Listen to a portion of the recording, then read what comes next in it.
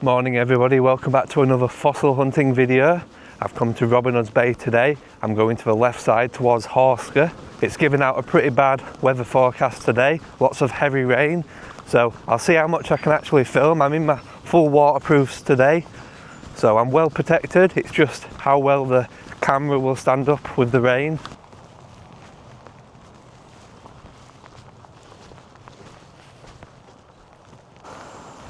So I'm onto the beach about 3 hours before low tide.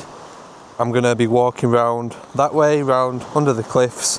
So I'm going to wait a little bit for the sea to just go out.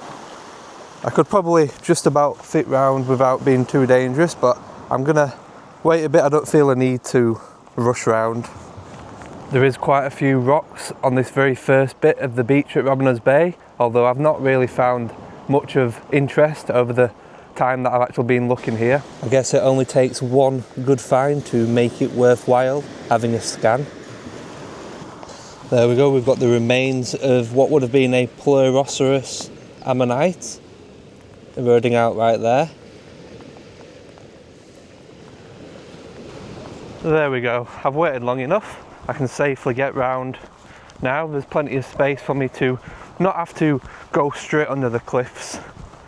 I'm always one to advocate for the route that avoids the cliffs, because I've seen how dangerous they are, and it makes me cringe seeing people directly under them chipping away. Quite a bit of seaweed about. You never quite know how deep the seaweed is until you've stepped in it.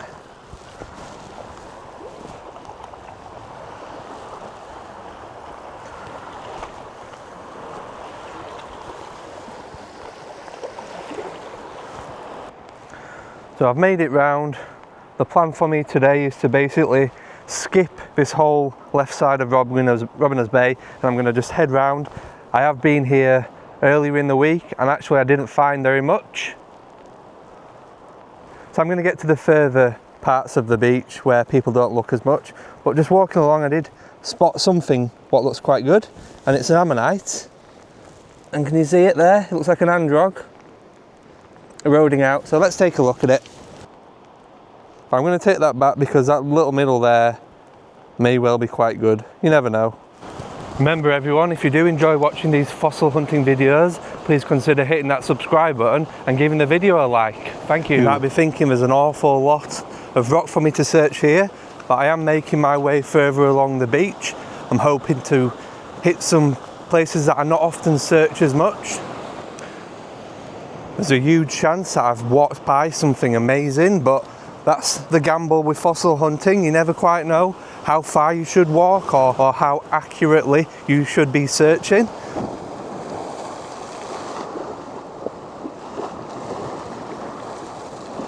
Remember everyone, if you'd like to purchase your very own fossil from the Yorkshire coast, please check out my website called buyafossil.com. There's always a bunch of beautiful prepared fossils and unprepared ones available for you to purchase and ship to your own countries. Please take a look if you are interested. Thank you. So I've just found what looks like a good little ammonite block. Let's take a look at it. I've not picked it out yet.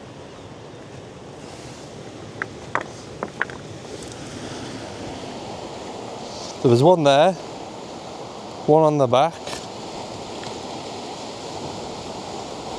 So there's at least two in this block, one there, and possibly one there. So that one is worth taking back and exploring. So I'm currently walking by the Shipwreck on the left side of Robin Hood's Bay. Round that corner there is a deadly cut-off point, probably one of the most dangerous ones that I actually visit. That brings me to a good old reminder. That is, always check your tide times before you head out to the beach. You want to give yourself plenty of time to walk off the beach safely. Now I'm making my way past the cut-off point. The tides are actually very flat today, so when you've got a bit of swell in the sea, this bit is very, very dangerous. It's a deadly cut-off point. You wouldn't want to be stuck with your only way off the beach being this rope up the cliff.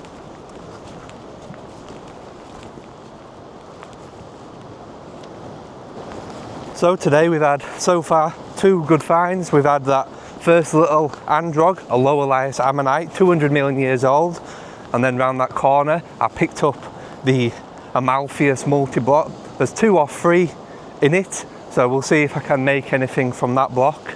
And round this corner maybe we'll find an upper Elias ammonite, maybe a Dactylioceras or even a cannonball with an Eleganticeras inside. Let's head on round. This floor is so slippy. I've nearly gone over a few times. All of this sea growth which comes in the summer. So I've just popped open this rock with some ammonites inside, upper Elias ammonites, maybe Cleviceras, and you can see there's actually oil leaking out of the rock that I've cracked open. It's coming from that section right there. Very interesting, 180 million year old oil. Right, so I've got to get up that little section there now to get onto the far end bit. Let's head on round. Right, so I've just made it past a little section that you need to jump up. That little rock down there. So while climbing up, I did spot this little pebble here, and there's an ammonite there. Looks like quite a smooth one. So it'll be an Amalpheus or maybe even an Armoceras. That'd be good. So I'll prepare that one out. It shouldn't take too long, and it could be quite nice. Even though the edge is quite worn, the rest of it should be good.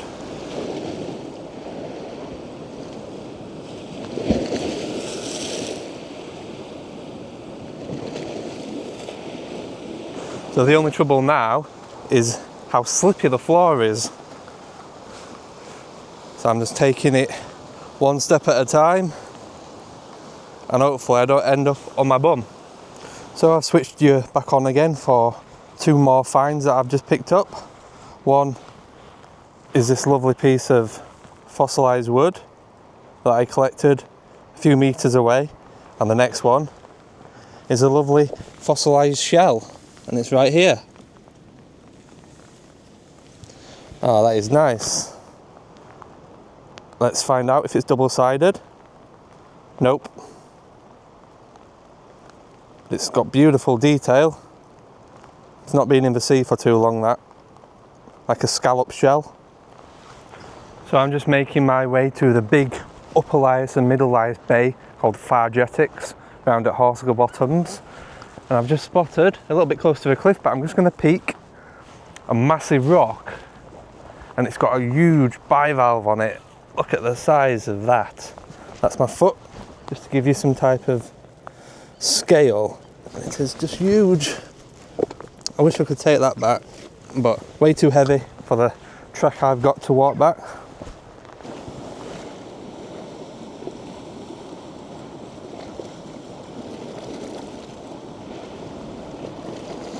So we've got his first upper Elias ammonite find to go in the bag. Let me flip you around and show you it.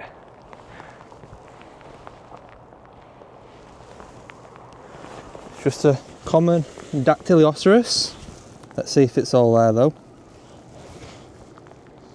You've got the nice keel. And that's the mouth border. So it looks promising. It might be a little bit crushed, but that's worth taking back to explore. Okay, so I've just come across a cannonball, one of the nice rounded, perfectly green pyrite skin nodules, and it's not been tapped open yet. So let's see if there's out in it. Usually they're empty, but you never know. Let's put it down here.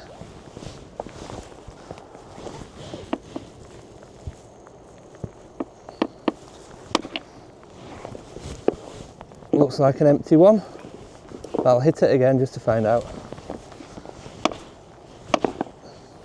Oh, and would you look at that? A lovely little ellie inside. Nice, and there's a little one on the top there. It's a good job I hit that one again. It's a shame about that little bit what's just come off it, but maybe a nice cut base would look really good on that one. So I've just split this one open. Big old cannonball, and the break isn't amazing unfortunately, and it's taken a bit of the actual ammonite away onto this side, but you can see there's actually oil again running out of the where it's broken basically, because you see it would have been a bigger ammonite going all the way around. It stinks.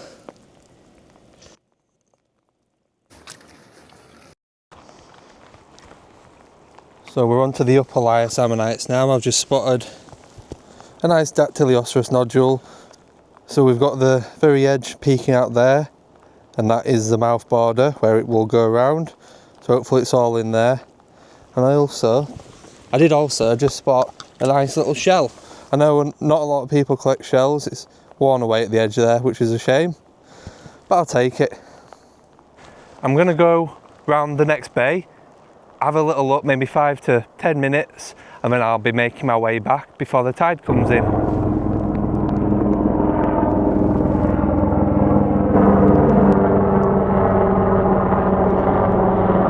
There we've got the RNLI going by. Hopefully somebody's not had an accident on the beach.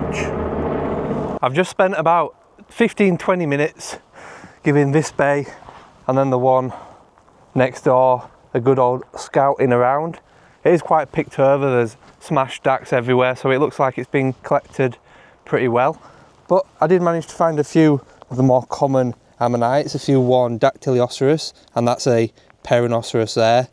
They're not well preserved really, but it was worth checking just to get these, I think. 3 or 4 or 5 ammonites. So now I'm going to make my way back along the way that I came. I'll be going a different route slightly, so there's always a chance that I'll come across something I didn't spot on the way here.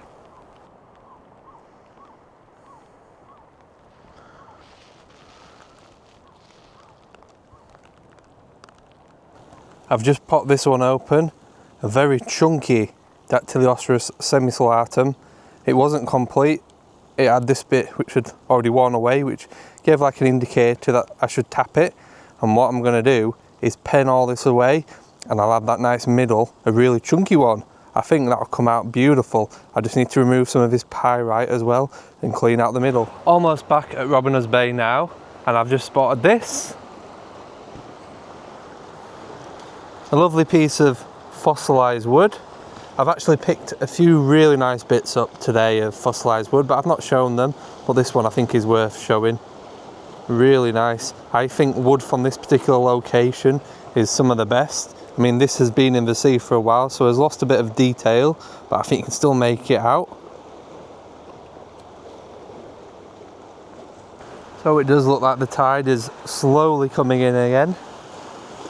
So I'm going to be starting to make my way back a little bit quicker now.